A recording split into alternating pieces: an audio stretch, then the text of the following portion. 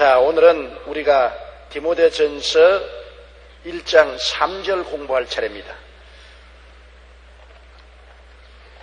신년 축복성회지만은 하나님 말씀 공부하는 것이 저희 사명이기 때문에 저는 말씀을 가지고 여러분에게 축복성회를 인도하겠습니다. 3절 다 같이 읽으십시다. 내가 마게도니아로 갈 때 너를 구원하여 에베소에 머물라 한 것은 어떤 사람들을 명하여 다른 교훈을 가르치지 말며.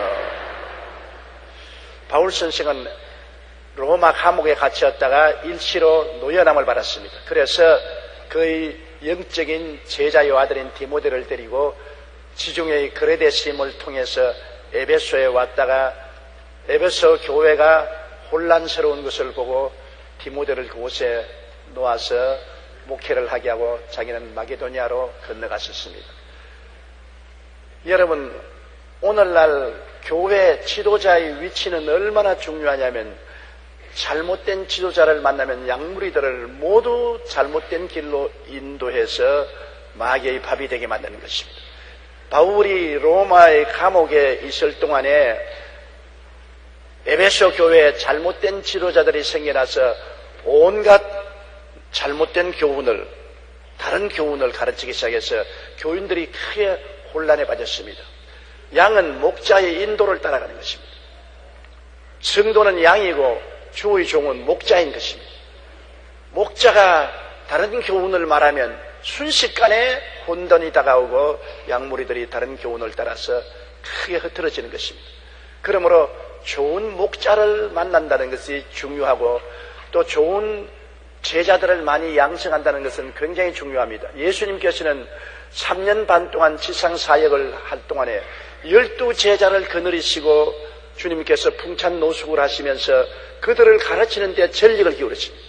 예수님이 대중 집회를 하려고 하면 수십만, 수백만을 모아서 집회하실 수 있습니다. 왜냐하면 그리스도는 하나님의 아들이요 그를 통해서 기사와 이적과 표적이 넘치게 나타나기 때문에 주님 역사하는 곳에는 귀신이 다 쫓겨나가고 병자가 한 사람도 남김없이 다 고침받았으니 얼마나 많은 사람이 모이겠습니까? 이스라엘 백성만 아니라 온 주변 나라들이 다 모여서 수용할 데가 없을 것이었습니다. 그러나 예수님은 대중 집회에 집중하지 않았습니다. 예수님이 하신 일은 제자 양성이었습니다. 12명의 제자를 선택해서 저들을 데리고 함께 먹고 함께 생활하면서 교육을 시키는 것입니다. 제자 교육. 그래서 예수님이 십자가에 죽어 장사됐다가 사흘 만에 부활승천하고 난 다음에 성령이 임하시자 이 12제자들이 나가서 온 천하 만국에 복음을 전가한 것입니다. 제자 양성이 이처럼 중요한 것입니다. 우리 여의도 순복음교회도 우리가 자랑하는 것은 우리가 많은 제자들을 양성해서 온 세계 650명의 우리 제자들이 선교사로 나가 있다. 제자들인 것입니다. 우리 교회 자체 내에도 600여 명의 주의 종들이 일하고 있는데 이다 우리 교회가 길러낸 제자들이고 또 현재 우리 교회가 개척한 300여 교회 목회하는 사람들도 전부 우리 제자들인 것입니다. 제자들이 나가서 양무리들을 이끌어서 하나님의 큰 목장을 만드는 것입니다. 제자 양성이 굉장히 중요합니다. 제자를 올바르게 양성하지 못하면은 양무리들을 잘 먹이지 못해서 양무리들이 헐벗고 굶주리게 할 뿐 아니라 다른 교훈을 가르치는 잘못된 제자를 양성해 놓으면 온 양무리가 혼돈에 빠지는 것입니다. 다른 교훈은 없습니다. 있을 수가 없습니다. 왜 다른 교훈이 들어오느냐? 십자가 중심의 복음이 확실하게 쓰이지 못하기 때문에 다른 복음이 들어오는 것입니다. 여러분, 복음은 절대로 2개, 3개 없습니다. 복음은 하나밖에 없습니다. 하나님의 아들 예수님이 오셔서 우리 위해서 십자가에 못 박여 죽었다가 무덤에 들어가서 사흘 만에 부활승천한 이것이 복음의 핵심인 것입니다. 여기에서 떠나면은 다른 교훈이 들어오고 혼돈이 오는 것입니다. 우리는 여러분 죄인들 아닙니까? 죄인을 구원하기 위해서 예수님이 죄인의 모습으로 오신 것입니다. 예수님은 하나님이 사람을 몸을 쓰고서 사람으로 오셨습니다. 하나님이 사람으로 오셨어요. 여러분은 사람입니까? 짐승입니까? 예수님이 사람으로 오셨으니 여러분도 사람이기 때문에 예수님이 여러분이 되어서 오셨다는 것입니다. 사람으로서 인류 공동체 중에 한 사람으로 오셨기 때문에 예수님이 나와 같이 되어 오신 것입니다. 예수님 사람이고 나도 사람이고 예수님 나와 일체가 되어서 예수님이 나를 끌어안고 십자가에 올라간 것입니다. 예수님이 짐승을 안고 올라간 것 아닙니다. 천사들을 안고 십자가에 올라간 것 아닙니다. 사람인 우리들을 끌어안고 십자가에 올라가서 우리를 청산해버린 것입니다. 우리는 청산 대상이지 교육의 대상이 아닙니다. 아담의 후손은 절대로 부패하고 철저히 부패했기 때문에 재활 불가능입니다. 교육에서 고칠 수가 없습니다. 수양과 도덕으로 고칠 수 있을 정도가 못 됩니다. 완전히 부패해버렸기 때문에 죄 덩어리가 되는 것입니다. 어떻게 할 수 없이 죽여버리고 새로 만드는 도리밖에 없어요. 우리를 죽이는 것이 쉽지 않지 않아요. 예수님이 우리가 되어 오셔서 죄 없는 그분이 우리처럼 사람이 되어 오셔서 죄 있는 우리를 끌어안고 십자가에서 청산해버린 것입니다. 십자가에서 주님이 몸짓고 피 흘려 우리 옛사람을 끌어안고 죽었습니다. 그리고 무덤에 들어갔다 사흘 만에 부활하심으로 우리를 어떻게 부활시키느냐, 용서받은 의인으로 부활시킨 것입니다. 예수님 안에서 값없이 온 죄가 다 용서를 받고 의롭게 되고 하나님 영광에 참여하는 사람으로 부활시키고, 우리 죄와 세상의 노예가 된 우리를 세상과 죄의 노예에서 해방시켜서 거룩하고 성령이 충만한 사람으로 부활시킨 것입니다. 마음도 몸도 병투성인 우리들을 주님께서 병을 다 청산해버리시고 마음과 몸을 치료한 사람으로 부활시킨 것입니다. 저주받아 버림받은 인생들을 주님께서 저주에서 해방되게 시키고 아브라함의 복과 형통을 받은 사람으로 부활시켰고, 사망의 종이 되고 지옥의 노예가 된 우리들을 사망과 음부에서 해방시켜서 부활 영생 천국인이 되게 만들어서 여러분을 새롭게 해주신 것입니다.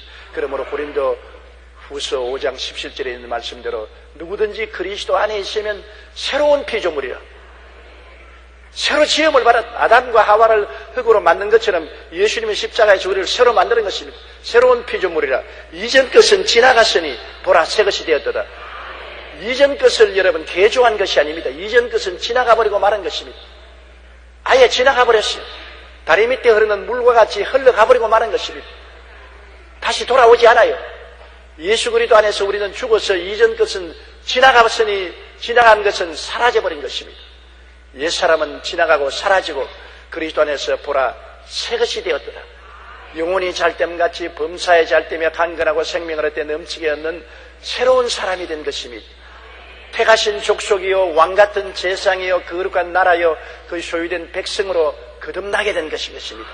용서와 의의 신분을 얻고 거룩하고 성령 충만한 신분으로, 치료받은 신분으로, 아브라함의 복을 받은 신분으로, 부활 영생 천국을 받은 신분으로 거듭나게 된 것입니다. 우리는 새롭게 지음을 받고 새롭게 거듭났습니다.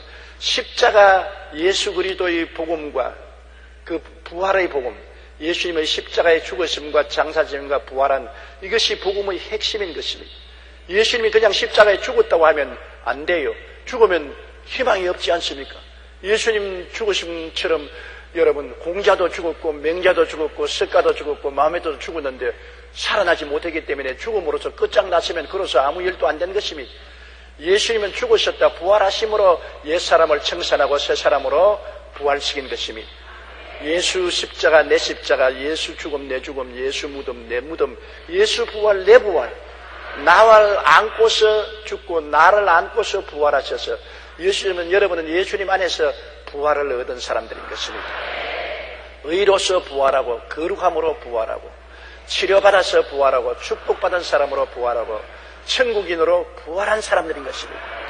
그러므로 여러분 이 진리의 핵심을 구석에 부여잡아야지 이 핵심에서 흔들리면은 다른 교훈에 떨어지는 것입니다. 오직 예수 그리스도의 십자가의 죽으심과 부활하심만 꽉 잡고 여기에서 흔들리면 절대로 안 되는 것입니다. 이 이외에 다른 복음은 있을 수가 없습니다. 바울 선생은 말하기를 우리나 혹 하늘에서 내려온 천사라도 우리가 전한 복음 외에 다른 복음을 전하면 저주를 받을지어다 했습니다. 바울 선생이나 하늘에서 내려온 천사가 와서 다른 복음을 전하면 저주를 받을지어다 했습니다. 주 500년 내지 600년 때 마호메트가 나타나서 그가 굴에서 기도하는 중에 가브리엘 천사가 나타나서 코란 경을 계시해 줬다 했습니다. 여러분, 가브리엘 천사라도 바울 선생이 전파한 그리스도의 근본적인 복음을 떠나서 다른 말을 전하면 저주를 받을지어다 했는데, 마호메트 나타난 가브리엘은 진짜 하나님의 천사장 가브리엘이 아니고 가짜 마귀가 가장한 가브리엘이었습니다. 그리스도의 복음을 완전히 거부했습니다. 여러분, 마호메트 교는 코란경을 중심으로 해서 가르치는 종교인데, 마호메트 교회는 알라 신을 섬깁니다. 유일한 신을 섬기고 예수 그리스도를 하나님의 아들로 인정하지 않습니다. 예수님이 동정녀에 태어난 건 인정합니다. 예수님이 많은 기적을 행한 것도 인정합니다. 예수님이 성천한 것도 인정하지만은 예수님께서 십자가에 죽은 것은 절대로 인정하지 않습니다. 예수님이 죽은 것이 아니라 가룟 유다가 죽었다고 말합니다. 예수님은 죽을 수가 없고, 예수님은 안 죽고 성천했고, 예수님은 재림한다고 해도 핵심이 빠졌습니다. 핵심이 뭐냐? 예수 그리스도가 십자가에 죽어서 우리 죄를 용서하고 우리 옛사람을 청산하고 우리를 새 사람으로 만드신다는 이 핵심이 빠져버렸었습니다. 예수님은 선지자 중에 하나고, 마호메트가 최후의 선지자로서 마호메트와 알라신을 믿어야 구원을 받는다는 것은 하나님의 복음을 삐뚤게 만드는 것입니다. 그러므로 바울이나 하늘에서 내려온 가브리엘이 복음을 전한다고 하더라도 그리스도의 십자가 복음에 어긋나는 복음을 전하면 저주를 받을지어다. 어림없습니다. 안 돼요. 그러므로 다른 교훈은 있을 수가 없습니다. 절대로 다른 교훈은 있을 수 없어요. 하나님의 아들 예수 그리스도가 사람이 되어 오셔서 우리를 끌어안고 십자가에 못 박혀 우리를 청산해 주시고 부활하심으로 우리를 새롭게 해주셨다는 이 복음 이외에 다른 복음은 없습니다. 다른 교훈은 없어요. 그렇기 때문에 속지 말아야 돼요. 이 근본적인 진리에 확고하게 서 있는 사람은 흔들리지 않지만은, 이 복음에 확실히 서지 못한 사람은 다른 복음에 교훈이 불어오면 이리 불려가고 저리 불려가고 사람이 줏대가 없이 흔들거리는 것입니다. 에베소 교인들이 바울 선생이 로마의 감옥에 있는 동안에 잘못된 제자들이 와서 다른 교훈을 전파함으로 근본적인 신앙에서 그들은 떠났습니다. 그리고 다른 교훈에 흔들리기 시작했습니다. 그렇기 때문에 바울 선생은 디모데를 에베소에 머물러 놓고 그들을 교정시키도록 한 것입니다. 4절요. 신하와 끝없는 족보에 몰두하지 말게 하려 함이라. 이런 것은 믿음 안에 있는 하나님의 경륜을 이룸보다 도리어 변론을 내는 것이라. 그리스도 중심으로 안 쓰면 신하와 다른 족보 이야기가 나옵니다. 예수 그리스도 중심에 서지 않으면 다른 교훈은 신하를 가지고 옵니다. 그리스도 아닌 특별한 자기가 계시를 받았다. 하나님이 천사가 나타났더라. 하나님의 천사가 꿈에 나타났더라. 환상 중에 나타났더라. 그리고 이렇게 가르치더라.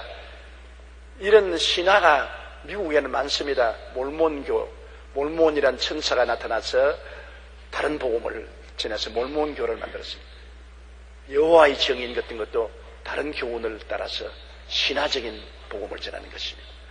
우리 한국에도 그런 데가 많습니다. 내가 신학교에 다닐 때 남산 밑에 굉장히 신령한 여자가 있다고 말했습니다. 하나님과 직통한다 그랬습니다.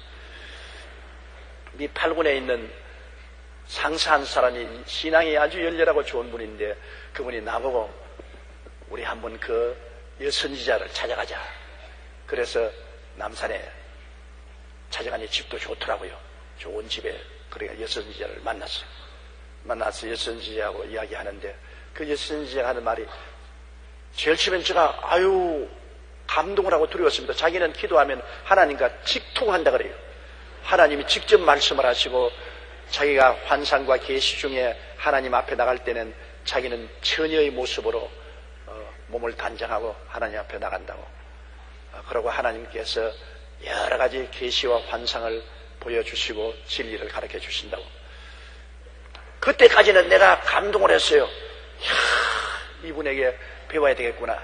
근데 나중에 하는 말이 뭐냐면 오늘날의 시대는 이제 예수님은 필요 없고 내가 직통을 통하는 것이기 때문에 예수님을 통할 필요가 없다. 그 말 한마디에 가짜구나. 가짜구나. 왜? 아들이 있는 자는 아버지도 있고 아들이 없는 자는 아버지도 없습니다. 아버지가 우리하고 화해하기 위해서 아들 예수님을 보내주셔서 그 아들이 몸짓고 피 흘려서 하나님과 우리 사이에 화목하게 하고 죄의 담을 흘고 하나님 앞에 나가고 하나님의 성령을 받게 하고 하나님을 아버지라 부르게 만드는데 아들을 통해야 아버지가 있지 아들이 통하지 않으면 아버지가 없는데 이 신령하다는 여자는 이제는 아들 예수 그리스도를 통할 필요가 없고 요사이 시대는 이제는 아버지와 직통을 한다. 자기가 예수와 꼭 같은 아들의 위치에 있어서 직통한다. 거기에 내가 잘못된 것을 당장 깨닫고 그 미군 보고 말했습니다. 가장 큰일 나겠다. 여기 있다가는 직통이 아니라 직통 얻어맞겠다. 많은 사람이 그 집에 와서 기도를 하고 안수를 받고 거의 하나님의 아들처럼 섬기더라고요. 그런데 벌써 그 말한 자체가 틀려먹었더라고요. 그래 내가 일어서니까 하는 말이 자기의 말을 불신하고 떠나간 줄 안다. 자기 말을 불신하고 떠나가는 사람은 얼마나 해서 멸망당할 것이다. 어이, 내가 가짜인 줄 알면서 그 말하니까 머리가 쭈삣하더라고요. 사람이란 그렇게 약합니다. 가짜인 줄 알면서도 저주를 하는데 머리가 쭈삣하더라고요. 그런데 그 다음 세월이 흘러가서 멸망당할 것이란 나는 세계 최대 교회의 목회를 하게 되었고 그는 남산 밑에 어디 있는지 흔적도 없어요. 찾아볼 수도 없어요. 사라졌습니다. 왜? 가짜는 언제나 사라지게 마련인 것입니다. 진실만이 영원히 서게 되는 것입니다. 우리나라에도 여러분 신화를 가지고서 이렇게 난 사람 많지 않습니까? 자기가 감람나무라는 사람이 일어나서 얼마나 흔들었습니까? 여러분은 감람나무를 못 봤지만 나는 감람나무를 봤어요. 그 박태선 씨가 한참 시절에는 대단했습니다. 대단했어요. 저는 그때 예수를 믿기 전인데 부산에 와가지고서 박태선 씨가 집회하는데 뭐 구름대같이 인산이로 사람이 모이고 막 하늘에서 불이 떨어진다 그래서 나도 불 구경하러 가서 앉아 있었는데 나는 불 구경을 못했어요. 그냥 쇳쇳 하는 소리만 들었지. 딱 그때 사람들이 막 열광하여 미치고 막 손바닥을 치는 것도 막 미친 듯이 치고 열광을 하더라. 그러고 나중엔 자기가 감람나무라 그러고 그 다음엔 자기가 성부 하나님이라 그러고 그 다음엔 예수 그리스도는 100% 죄인이라 그러고 예수를 부인하지 않습니까? 당장 신화를 가져온 이단 사설은 하나님의 아들 예수 그리스도를 부인하고 예수 그리스도를 저주합니다. 예수 그리스도는 100% 죄인이라고 말하고 자기가 하나님이라고 말하고 그러고 난 다음에 그 운동은 무너지고 말았습니다. 천년왕국 운동은 무너지고 말한 것입니다. 그리고 또 지금도 여러분 결혼을 통해서 구원을 받는다는 문아무개 선생이라고 말하는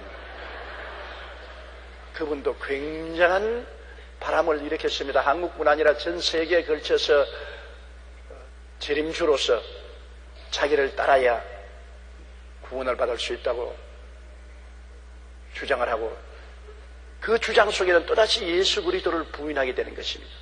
예수 그리스도가 실패한 하나님의 아들이다.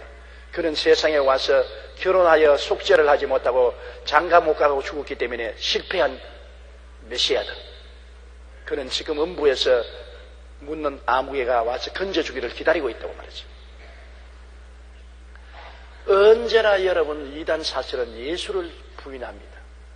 하나님의 아들 예수를 부인하고 예수를 인정한다고 하더라도 예수 그리스도의 십자가의 죽음과 부활을 부인하는 것입니다. 이 당시에는 영지주의라 그노시스파라는 영지주의자들은 또 말하기를 예수님은 사람의 몸을 임시로 쓰고 왔지만은 실제로 사람이 아니다. 사람의 몸을 임시로 쓰고 왔으나 십자가에 못 박힐 때는 떠나버리고 예수님의 못 박힌 것이 아니라고 말합니다. 예수님을 인정한다고 하더라도 예수님의 십자가에 못 박여 죽었다가 부활하신 것을 인정하지 않습니다. 핵심을 언제나 빼먹는 것입니다. 여기에 막혀지신 것입니다. 그 외에도 우리 한국에 자기가 예수라는 사람이 수없이 일어나고 자기가 특별히 엘리야라는 사람도 일어나고 구름대같이 그런 사람이 일어났다가는 사라지고 일어났다가는 사라졌습니다. 한 사람은 자기가 예수라고 했는데 나중에 사기죄로 감옥에 갇혀서 감옥에 들어가서 왜 예수를 핍박하냐고 고함을 치고 야단했습니다. 사라졌죠. 오늘 여러분, 우리 주 예수 그리스도는 성경대로 동정녀 마리아를 통해서 세상에 태어나시고 성경대로 33년을 사시고 십자가에 우리를 대신해서 올라가서 우리의 옛사람을 청산하고 성경대로 무덤에 들어갔다가 사흘 만에 부활해서 승천하신 그 예수 그리스도 이외에는 모두 다 거짓된 것입니다. 신화를 따라가면 안 되는 것입니다. 어떻게 하늘에서 불이 떨어지는 기적을 행해도 기적 보고 따라가면 안 됩니다. 여러분, 마귀도 기적을 행합니다. 욥때 마귀가 하늘에서 불이 떨어져서 욥의 양떼를 다 불살아 죽였지 않습니까? 큰 폭풍을 일으켜서 욥의 자녀들이 사는 집을 쳐서 무너져서 자녀들이 한꺼번에 다 몰살하게 만들었지 않습니까? 마귀도 그런 기적을 행하는 것입니다. 하늘에 불이 떨어진다고 해도 믿지 말아야 됩니다. 우리 어릴 때 보면요, 무당이 막 우리 동네에 와서 막 울긋불긋한 옷을 입고 부채춤을 출 때 나중에 한참 흥겨우면 날이 시퍼런 짝두를 갖다 놓고 짝두 위에 올라서면서 짝두 위에서 춤을 추더라고요. 내 눈으로 봤다고. 그 무당이 백지를 가지고서 짝두 위에 싹 대니까 싹 베어지더라고요. 그런데 그 날카로운 짝두 위에 서서 부채춤을 추는 것입니다. 그러니까 사람이 막 기절초풍을 하죠. 와, 이거 정말 신령하구나. 그거는 개똥신령이에요. 마귀도 그런 수작을 하는 거거든요. 김진홍 목사님 설교를 들으면 재미있는 것입니다. 김진홍 목사님이 가난한 동네에서 목회를 하니까 그곳에 있는 사람들이 가난하니까 주로 묵구리를 많이 해요. 너무 답답하니까 좋은 소식이나 들어보고 운수 대통이라는 말을 들어볼까 싶어가지고서 무당 불러다가 구슬하는데 구경을 갔답니다. 한참 무당이 꽹가리를 치고 야단덥석하게 구경을 하고 있으니까 무당이 막 춤을 추고 하다가 땀을 뻘뻘 흘리지만 아무래도 신이 안 내려온다고. 그러면서 여기에 신을 못 내려오게 하는 예수 믿는 사람이 혹시 이곳에 있느냐고. 그러니까 사람들이 전부 다 김진원 목사를 쳐다보더랍니다. 왜냐하면 그 동리에서 목회를 하고 있으니까. 그래서 그 무당이 좀 자리를 피해 주십시오. 그래서 알았다고. 그 자리를 피해 줬다. 그러니까 그 다음에 교회에 가니까 교회에 새로운 식구 몇 식구가 예수 믿고 구원받겠다고 왔더랍니다. 그래, 어떻게 해서 우리 교회라니까 저 건너편에 있는 무당이 당신들 저 김진웅 목사에 가서 회개하고 예수 안 믿으면 온 가정에 망한다고. 김진웅 목사에 가서 회개를 하고 그 교회에 나가면 온 가족이 잘 될 테니 나가라 했어. 그래서 왔다 그러더랍니다. 그래서 그 무당도 쓸모가 있구나 그렇게 생각을 했는데 한번 골목에서 무당을 딱 만났답니다. 무당을 딱 만나니까 피할 수가 없어서 서로 목례를 했는데 그 무당을 보고서 전번에 몇 가족을 우리 교회에 가서 구원받으라고 보내주셔서 고맙다 하니까 무당이 저보고 같은 업종인데 서로 돕고 살아야지.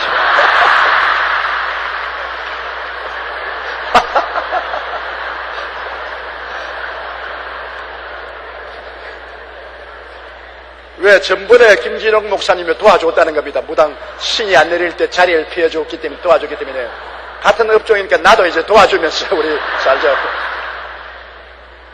그래서 헤어지는데 무슨 말을 할 듯 하면서 안 하고 헤어지게 들어서 무슨 할 말이 계시면 하십시오. 그러니까 무당이 하는 말이 말은 바른 말을 하지 우리 업계에도 예수 신이 제일인 걸 압니다. 나도 언제고 예수 신에게로 돌아가야 할 줄 압니다. 무당신도 예수님이 제일인 것을 알고 있습니다. 그러나 입구멍이 포도청이라 밥 먹으려고 배운 것이 그것밖에 없으니까 신내림을 한다고 하는 것입니다. 여러분, 예수 그리스도만이 만왕의 왕 만주의 주가 되시고 그 외에는 모든 사탄이요 귀신인 것입니다. 이러기 때문에 다른 교훈을 따라가면 안 돼요. 다른 교훈은 절대로 없습니다. 그런 다른 교훈을 따라가면 예수 그리스도 중심으로 안 쓰면 그 다음에는 율법주의적으로 족보 논쟁을 합니다. 족보 논쟁을. 우리 요사이 쉽게 말하면 나는 장로교야, 나는 감리교야, 나는 성결교에서 태어났고 우리 아버지는 목사였고 장로였고 권사였고 나도 문답 받았고 나도 세례 받았다. 예수를 믿었다는 말을 하지 않고 족보 이야기하는 것입니다. 나는 장로교 족보다, 나는 감리교 족보다, 나는 성결교 족보다, 나는 순복음교회 족보다, 나는 거기에서 우리 신앙의 족보가 장로다, 권사다, 안수 집사였다, 문답 받았다, 안수 받았다, 세례 받았다. 그런 족보를 통해서 천국을 논하려고 하는 것입니다. 여러분, 하늘나라는 족보가 필요 없습니다. 하늘나라는 예수 그리스도를 만났느냐 안 만났느냐가 중요한 것입니다. 장로교나 감리교나 성결교나 순복음교회라는 것은 예수님을 만나기 위한 하나의 대합실에 불과한 것입니다. 예수님을 만나게 하는 대합실에 불과하지, 대합실에 있다고 여러분 기차 타는 건 아니지 않습니까? 대합실이 나를 부산으로나 전주로나 광주로 데려다 주지 않잖아요. 기차를 타야 되잖아요. 기차 타기 위해서 기다리는 곳이 대합실이죠. 교파와 교단이라는 것은 대합실에 불과하고 우리가 기차는 예수님을 믿는 믿음인 것입니다. 옛날에는 유대인들이 굉장히 이 족보 이야기를 많이 했습니다. 그들은 와서 우리는 아브라함의 자손이요, 아브라함의 자손 중에도 베냐민 지파요, 이사갈 지파요, 무슨 지파요, 그 혈통에서 따져나서 나는 그 혈통의 직통 혈계를 가진 정말 나는 하나님의 택함받은 사도 중에 사도라고 그렇게 하는 사람들이 많았습니다. 제가 한번 홍콩에서 집회를 하는데 같은 호텔에 묵는데 하루는 식사를 하는데 미국 여자 한 사람이 나를 찾아왔어요. 나를 찾아와서 날 보고서 당신 문선명이냐 이렇게 물어요. 그래 아니라니까 머리가 까진 거 보니까 같이 닮은 것 같아서 물어봤다고. 나는 문선명이 아니고 예수 그리스도를 믿는 사람이고 예수 그리스도를 믿어야 구원받는 복음을 전한 사람이라고. 당신도 회개하고 예수를 믿으라고. 홍콩에 와니까 사업상에 왔다고. 자기는 예수 믿을 필요가 없대요. 왜 믿으니까 나는 유대인으로 아브라함의 자손이라고. 어깨를 착 펴면서 나는 유대인이요 사브라라고. 그것도 이스라엘 밖에서 태어난 것이 아니라 이스라엘 안에서 태어난 사브라로서 미국으로 시집가서 미국에서 사는데 나는 정통 유대인이라고. 그러므로 나는 아브라함의 자손으로 택함받았기 때문에 나는 천당 간다고. 그래서 내가 아브라함의 자손이든 아브라함의 자손이 아니든 예수 그리스도의 보혈의 언약을 통해서 언약 맺지 않으면 구원을 못 받아요. 구약의 아브라함의 자손이 모세를 통해서 시내산에서 받은 언약은 이미 철폐되고 말한 것입니다. 하나님은 예수 그리스도를 통해서 새로운 언약을 맺었는데 그 보혈의 언약을 믿지 않고는 구원을 받기는 그런 소리 하지 말아요. 당신 이방인들은 무슨 말을 해도 소용없대. 우리는 아브라함의 자손이기 때문에 어떻게 하든지 아브라함의 자손은 구원을 다 받는다고. 예수 같은 거 필요 없다고. 이런 족보 논쟁을 합니다. 말을 하니까 전도가 안 돼요. 자꾸 족보 논쟁을 하는 것입니다. 자기는 아브라함이요 사브라요 뭐 어쩌고 그 바울 선생이 복음을 전가할 때 거짓 신자들이 와서 바울 선생의 사도직을 공격을 했습니다. 바울 선생은 정식 사도가 아니다. 그러므로 그리스도의 종이 아니라고 말하면서 우리들은 정말 아브라함의 자손이요 어느 지파에 속하고 우리는 진짜 사도고 그래서 사람들에게 정통성을 주장하고 복음을 흔들어 놓았습니다. 바울 선생이 하도 답답해서 나는 히브리 중에 히브리인이요 유대인 중에 유대인이요 베냐민 자손이요 태어나서 8일 만에 할례를 받았고 나는 바리새인 교파의 가장 강한 신자였다고 자기 족보를 말한 적이 있습니다. 그러나 이 모든 것이 예수 그리스도를 아는 지식이 너무나 우울하기 때문에 분토로 느낀다고 그랬습니다. 바울 선생은 자기가 아브라함의 자손이요 유대인이요 히브리 족속이요 베냐민 족속이요 8일 만에 할례를 받았고 바리새 교인이라는 이러한 족보를 유대인들은 중요하게 느끼지만 자기는 예수님을 알고 난 다음 이것을 분토와 같이 똥으로 느낀단 말입니다. 좀 깨끗한 말로 말하니까 분토라는 문자를 썼지 솔직히 말하면 이런 건 다 개똥이다 말이야. 예수를 믿는 지식이 너무나 고귀하기 때문에 이러한 족보는 개똥 같은 것이다. 진실한 신앙을 잃어버리면 형식적인 것에 중요하게 여깁니다. 진실한 신앙에서 떠나면 자꾸 신화 이야기하고 그 다음 족보 이야기하는 것입니다. 내 조상들이 어떠한 신앙을 가졌으면 나는 그 조상의 뿌리를 타고내왔다고 족보 이야기하는 것입니다. 족보도 좋은 족보를 가진 것은 좋지요. 나쁜 것은 아닙니다. 아버지가 목사고 장로고 어머니가 권사고 뭐 안수집사고 집안이 다 훌륭한 신앙 대대로 신앙을 가져왔으면 좋은 일이지요. 그러나 그러한 전통이 구원을 하는 것은 아닙니다. 전통은 울타리는 되어줄지 몰라도 구원의 조건은 안 됩니다. 구원은 어떻게 하든 하나님의 아들 예수 그리스도를 내 구주로 모셔야 되는 것입니다. 예수께서 내 구주로 내 마음속에 와서 주님으로 모셔드리고 내 마음속에 안주해야 구원을 하지요. 예수 그리스도 없는 깝대기 전통은 소용이 없는 것입니다. 오늘날도 그렇기 때문에 우리가 예수 중심으로 서지 아니하면 여러 가지 신화에 흔들리고 족보 이야기에 흔들리게 되는 것입니다. 제가 늘 잊지 않은 것은 켄 타이스 목사님의 통역으로 제일 처음 출발해서 통역을 하고 있는데, 그때 부산에서 병력 신체 검사를 할 때였었습니다. 신체 검사를 하는데 그날 부흥회가 있어서 내가 통역을 해야 돼. 오전 중에 내가 신체 검사를 받아야 되는데, 그래서 할 수 없이 켄 타이스 목사님 부흥회 통역이 없기 때문에 내가 아침에 신체 검사를 하지 않고 통역을 했습니다. 통역을 하고 난 다음, 그때는 미국 사람의 백이 굉장히 강했기 때문에 미국 사람 데리고 이야기하면 괜찮을 것이라 해서 오후에 병무청에 갔습니다. 오후에 가서 병무청에 검사하는 사람에게 선교사와 같이 가서 아침에 집회가 있어서 내가 통역을 해야 되기 때문에 신체 검사를 못 맡았으므로 오후에 나를 좀 신체 검사를 하게 해달라고 하니까 그 책임자는 미국 사람이 와서 부탁을 하니까 오케이 그렇게 하라고 했어. 그래 내가 딱 갔는데 그 나 신체 검사는 의사인데 구리관 대위예요. 말을 딱 꼴쳐보자면, 당신 예수만 믿으면 제일인 줄 알아? 뭐 선교사 통역을 하면 제일인 줄 알아? 집회하면 제일인 줄 알아? 자기 신체 검사 받을 때 안 오고 그래 선교사 데려와서 부탁하면 제일인 줄 알아? 뭐 그까지는 좋습니다. 내가 죄송합니다. 나는 대구 계명고등학교 출신이야. 미션 스쿨입니다. 나는 미션 스쿨 출신이야. 나도 세례받은 신자야. 당신만 예수 믿는 줄 알아? 나도 세례받은 신자야. 그 말에 나는 굉장히 충격을 받고 실망을 했습니다. 왜냐하면 미션 스쿨을 받고 세례받은 신자면은 주의 사업을 하기 위해서 시간을 좀 늦게 온 것은 인정해 줄 수 있지 않습니까? 안 믿는 사람 같으면 그렇게 말할 수 있죠. 너 예수쟁이가 예수 믿으면 제일이냐, 선교사하고 복음 전하면 제일이냐, 왜 늦게 왔느냐고 고함을 치면 내가 별 도리 없이 용서해달라고 할 건데, 이 사람이 자기가 나는 개성학교 출신이고 나는 세례받은 신자야. 그런데 당신 부흥회만 하면 제일인 줄 알아? 통역만 하면 제일인 줄 알아? 당신 예수 믿으면 제일인 줄 알아? 그 말에 나는 그때 신앙이 손톱만 밖에 없었어요. 난 출세하려고 미국 사람 통역하고 따라다녔는데 나는 신앙이 별로 없었기 때문에 그분이 세례받았다고 했는데 나는 그때 세례도 못 받았거든. 굉장히 좋은 신앙인으로 알았는데 그렇게 하나님의 복음 사업을 하다가 늦게 온 것에 대해서 비난을 하고 공격을 하기 때문에 내 속으로 나도 신앙이 별로 없으면서 너 완전히 가짜구나. 미션 스쿨 나오고 세례받았다 해도 너 같은 가짜 신자가 어디 있냐 말이야. 하나님의 사업을 중심으로 해야지 너 그런 가짜 같은 인생이 되니.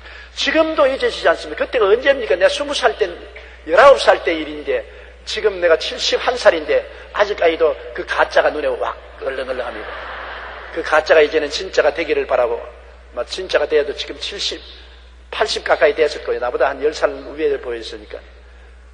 천당 못 갔는지도 모르고 갔는지도 모르겠습니다만.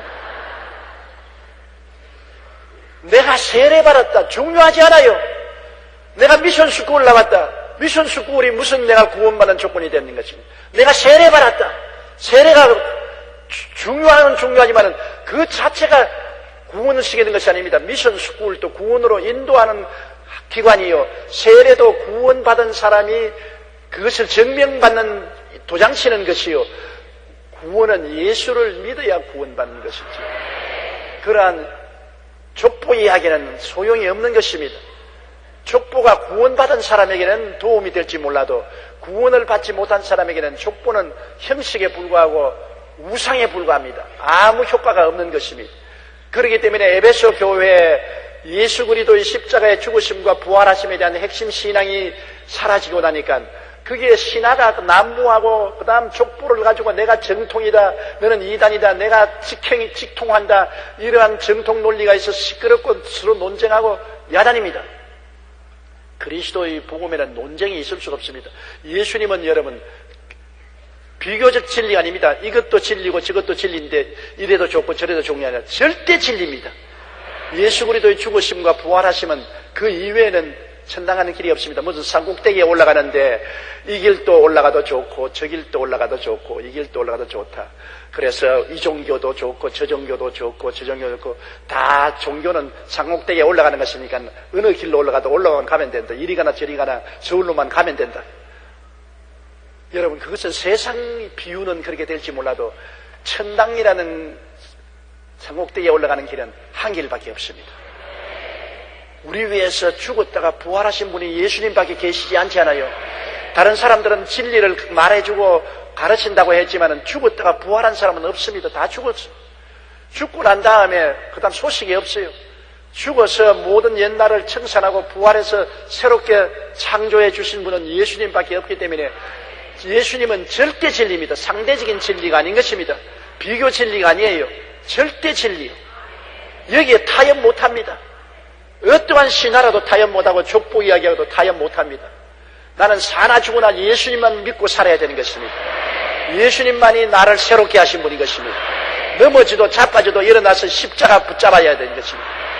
십자가에 못 박인 예수, 죽었다가 살아난 부활한 예수, 그분만이 나의 구주가 되시고 나의 신랑이 되시고 나의 영원한 생명이 되시는 것입니다. 길이요 진리요 생명은 예수밖에 없는 것을 마음속에 깊이 알아채기를 주의 이름으로 축원합니다. 그 다음 5절요. 이 교훈의 목적은 청결한 마음과 선한 양심과 거짓이 없는 믿음에서 나오는 사랑이거늘.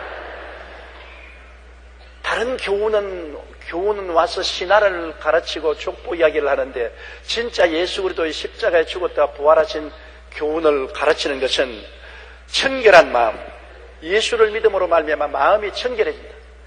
세상의 더러움을 다 씻어버리고 더러운 귀신, 거짓말하는 귀신, 음란한 귀신, 방탕한 귀신, 세속적인 귀신 다 쫓아내고 예수 그리스도가 오면은 더러운 귀신이 다 쫓겨나가고 마음이 청수가 되는 것입니다. 마음이 소재가 되는 것입니다. 그리스도를 믿어서 가장 놀라운 것은 우리 마음이 청수가 되는 것입니다. 청수가 되는 것입니다. 여러분 예수님이 어디에서 태어났습니까? 마구간에서 태어나지 않습니까? 마구간은 어떠한 곳입니까? 마구간은 어둠침침하고 퀴퀴한 냄새나고 그리고 더럽고 이것저것 지푸라기가 흩어진 어지러운 곳이 아닙니까? 예수님이 아주 정돈된 호텔이나 좋은 집에서 부잣집에서 권세 있는 집에서 태어나지 않고 어둡고 탁한 냄새나고 퇴비 냄새나고 오줌 냄새나고 어지러운 마구간에 태어났습니다. 그러나 예수님이 마구간에 태어나자 그 장소는 어떠한 장소가 되었습니까? 마구간이 영원히 거룩한 장소가 된 것입니다. 거기에 예수님이 빛을 가져왔으니 마구간이 밝아지고 예수님이 마구간에 있으니까 거기에 동방박사들이 황금과 유황과 몰약을 가져왔지 않습니까? 마구간이 황금을 가져왔으니 아주 부자 마구간이 되고 마는 것입니다. 황금이 있는 마구간 보았어요. 부자 마구간이 됐습니다. 그 다음 유향은 향기로운 것입니다. 향을 내고 치료하는 향기를 내는 것입니다. 그 귀쾌한 냄새나는 곳에 향기가 가득했었습니다. 그 다음 몰약은 부패를 막는 것입니다. 시체에게 몰약을 바르면 시체가 방부제가 되어요. 모든 썩어져가는 것을 부패를 막는 것입니다. 예수님이 마구간에 들어오니까 그 마구간이 빛이 생기고 향기가 나고 부유하게 되고 부패가 사라지고 새롭게 되어버리고 마는 것입니다. 예를 들어 말하면 예수님이 마구간에 태어난 것은 우리 인생이 마음이 가장 처절하게 더러워져서 마구간같이 된 인생들이라는 것입니다. 너나 할 것 없이 전부 다 예수 믿기 전에는 마음이 마구간이에요. 마구간. 어둡고 썩은 냄새나고 무질서하고 퇴비 냄새나고 귀신들이 우글거리는 마구간이에요. 그 마구간에 예수님이 찾아온 것입니다. 예수님이 마구간에 태어난 것은 의미가 굉장히 깊습니다. 왜냐하면 인류 호텔에 태어나시든지 그러지 않으면 좋은 깨끗한 집에 태어나지 않고 마구간에 태어난 것은 마구간 같은 마음을 가진 인생도 안 버리겠다는 그 말인 것입니다. 이 세상에 마구간 같은 그런 인생들 많지 않아요. 마구간 같은 인생 많지 않아요. 뭐 며칠 전에도 보니까 남편 재산 빼앗아가려고 남편을 정신병자라고 해가지고 정신병원에 가둔 여자도 있어요. 마구간 같은 여자인 것입니다. 뭐 보험금 타먹으려고 아내 이름으로 보험을 잔뜩 들어놓고 자동차 사고를 내서 아내를 죽이려고 한 마구간 같은 남자도 있고, 인생이 마구간이 되어 있습니다. 오늘날 점점 더 마구간같이 더러워요.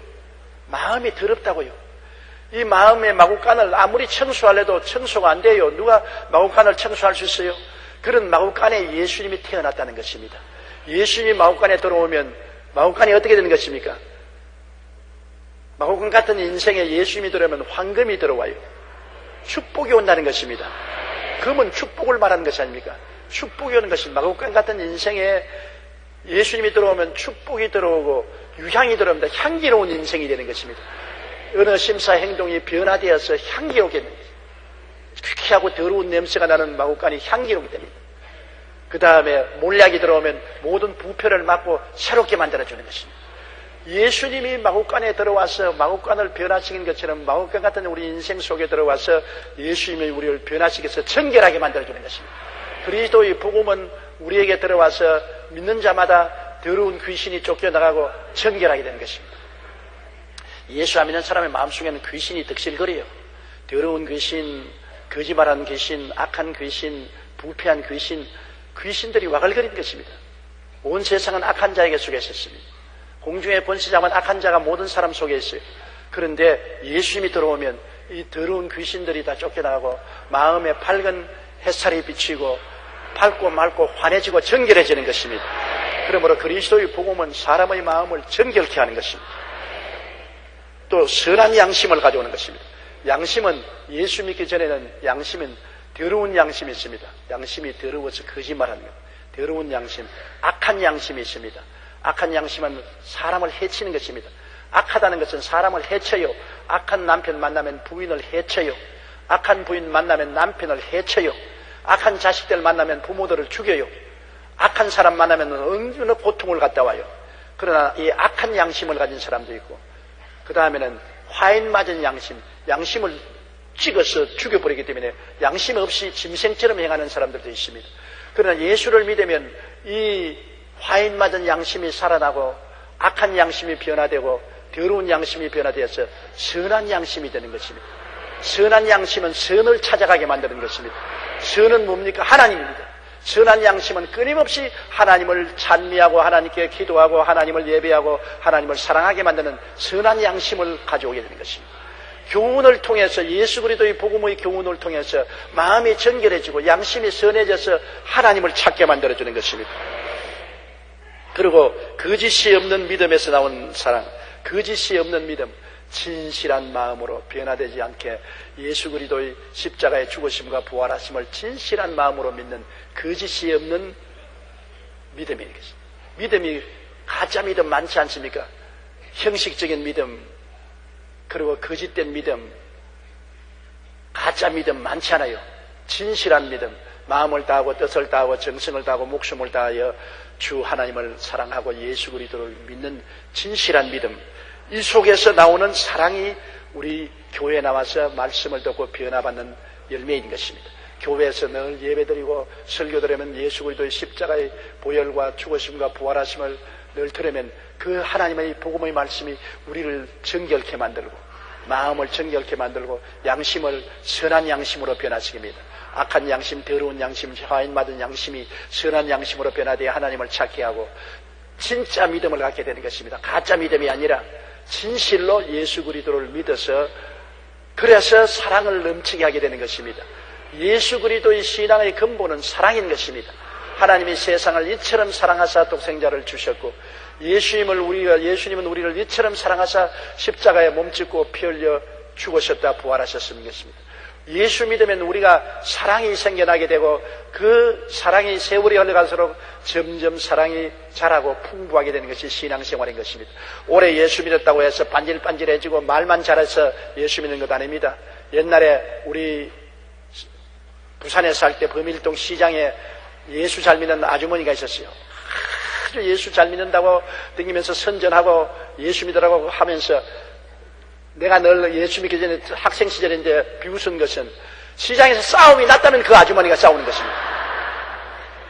예수쟁이 아줌마 싸움꾼이었었습니다. 뭐 얼마나 딱딱거리고 말을 잘하는지 싸움꾼이었었습니다. 예수 믿는다고 하면서 시장에서 싸우면 도맡아 하는 아줌마, 그게 무슨 예수 믿는 것입니까? 예수 그리스도 믿은 것은 말씀과 성령으로 말미암아 점점 마음이 청결해지고 선한 양심을 갖게 되고 가짜 믿음이 아니라 진짜 믿음을 가지게 되고 그 결과로 말미암아 사랑이 넘치게 되는 것입니다. 사랑이 점점 넘치게 되는 것입니다. 조그마한 사랑이 점점 자라서 넘치게 되는 것입니다. 사랑은 하나님을 사랑하고 이웃을 내 몸같이 사랑하는 것입니다. 사랑은 이웃을 잘 해주는 것입니다. 돌봐주는 것입니다. 사랑은 내 이기주의적이 아닌 것입니다. 그리스도가 들어왔기 때문에 내가 사랑할 수 있는 사람으로 변화되는 것입니다. 이 사랑은 예수 그리스도의 십자가의 죽으심과 부활하심을 받아들여서 그 은혜 속에 있음으로 점점 내가 변화되어 이 사랑 속에 들어가게 되는 것입니다. 이 교훈의 목적은 청결한 마음과 선한 양심과 거짓이 없는 믿음에서 나오는 사랑이거늘. 6절요. 사람들이 이에서 벗어나 헛된 말에 빠져. 이것을 중심으로 서지 않고 헛된 말에 빠져서 그냥 헛되게 갑자기 자기가 천사나 되는 것처럼 헛된 교훈에 빠져서 방황을 하고 얼굴이 새카맣게 되어서 집안 일어나지 않고 보따리 싸고 부흥이만 돌아다니고 집에만 가면 세상에 빨래하는 빨래가 이만큼 쌓여있고 그릇은 밥 먹고 소재를 안 해가지고 안 씻어가지고 부엌에 이렇게 쌓아놓고 구석구석마다 곰팡이가 피는데 그거 내버려 놓고 난 다음에 나만 은혜 받아 천당 가면 된다고 그냥 산으로 돌로 부흥에 다닌다고 얼굴이 새카매서 돌아다니고 그런 것은 여러분 신앙이 실천이 안 된 사랑이 없는 신앙인 것입니다. 내가 신학교 다닐 때 어떤 사람이 광주에서 올라와서 우리 기숙사에서 부인을 만나가 다녔는데 부인은 천연성에서 왔어요. 그래서 여보 애들이 밤마다 엄마 오라고 그렇게 부르짖는데 나는 애들 돌보라 직장에 나가냐 살 수가 없다. 당신만 천당 가면 어떠냐. 우리도 천당 가야 안 되겠냐. 집에 잘 내려와서 애들도 좀 돌보고 나도 좀 돌봐줘야 안 되겠냐. 딱 단호합니다. 나는 천당 가기 위해서 남편도 필요 없고 자식도 필요 없다. 천연성에 들어와야 구원을 받기 때문에 당신 다 애들하고 천연성에 들어오든지 그렇지 않으면 나하고 끝장이다. 평행선 달리고 절대로 타협이 없어요. 신앙이란 그렇게 되면은 내 혼자만 구원받기 위해서 다른 사람은 다 분토와 같이 버린다는 것은 사랑이 아니지 않습니까? 그가 사랑으로 봉사하고 섬겨서 다른 사람을 감동시켜야지. 율법주의자로서 자기만 옳다고 분토와 같이 남을 버리면 어떻게 되는 것입니까?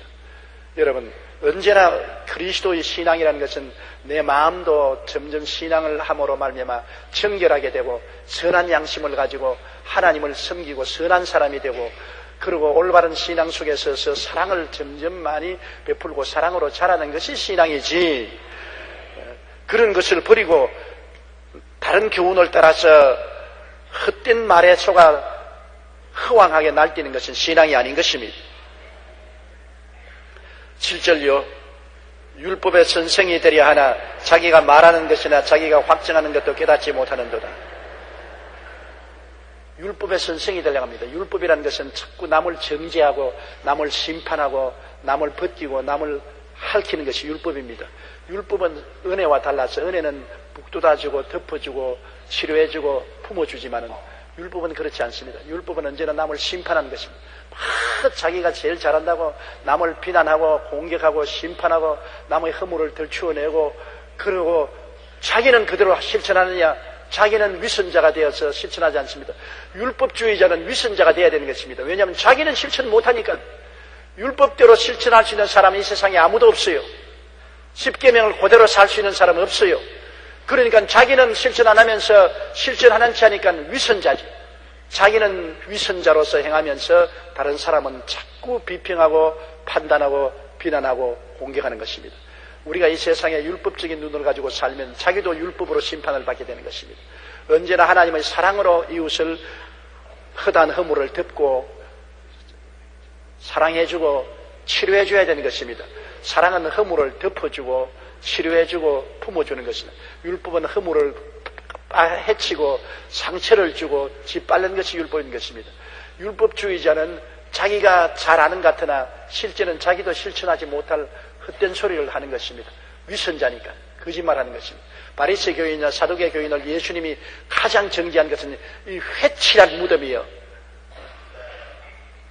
속에는 뼈다귀만 가득하고 겉만 번지르게 칠했다고 주님께서 말하셨습니다. 위선자라는 것입니다. 율법주의자는 위선자인 것입니다. 우리는 율법주의자가 되지 말고 예수 그리스도 안에서 사랑주의자가 되어야 되는 것입니다. 사랑으로서 언제나 남을 용서하고 허물을 덮어주고 사람들을 도와주는 우리들이 되지, 비평하고 평론하고 사람들을 못살게 구는 율법주의자가 되지 말아야 되는 것입니다. 제가 우리 신년에 국민일보 임원들이 저를 찾아왔기에 제가 임원들에게 부탁한 말이 있습니다. 신문이라는 것이 자꾸 남을 벗기는 일을 하는데, 남의 허물을 벗기고 남의 결점을 드러내고 남을 상처 주는 이런 일을 하는데, 우리 신문은 사시가 사랑 진실 인간이기 때문에 우리가 진실을 말하되 언제나 사랑으로 말하라.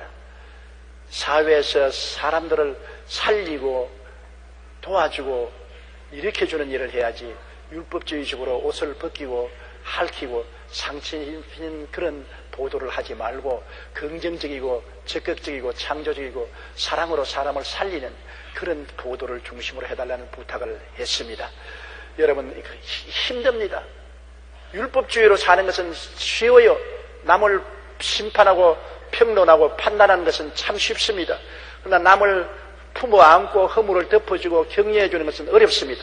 율법주의적인 남편이 되기도 쉽고 율법주의적인 아내가 되기도 쉽고 율법주의적인 부모가 되는 것도 쉽습니다. 율법주의가 되어서 남을 평론하고 판단하는 것은 쉽지만은 남을 덮어주고 용서하고 살리는 것은 여간 힘들지 않습니다. 우리 어릴 때 자랄 때 아랫집에 좀 IQ가 모자란 농부가 있었어요. 태동이라고 태동이라는 사람인데 좀 IQ가 모자라서 아주 동리 사람들에게 늘 손가락질을 받고 그 사람은 말하면 사람들이 웃고 왕따를 치겠어요. 그러나 내가 가만히 보니까 그분이 딸이 둘이가 있었는데 딸을 불안하고 교훈할 때는 멋있게 하더라고요. 다 바보라고 하는데 딸 보고는 머리 감아라, 옷을 바로 입어라, 학교 가야지. 딸을 교훈하는 데는 정말 바르게 하더라고요. 그러나 자기가 실천하는 것은 일도 안 하고 술만 먹고 담배만 피우고 부인에게 늘 쫓겨 돌아다니고 그렇게 자기는 그렇게 하면서도 딸에게 교훈하는 것은 바르게 하더라고요.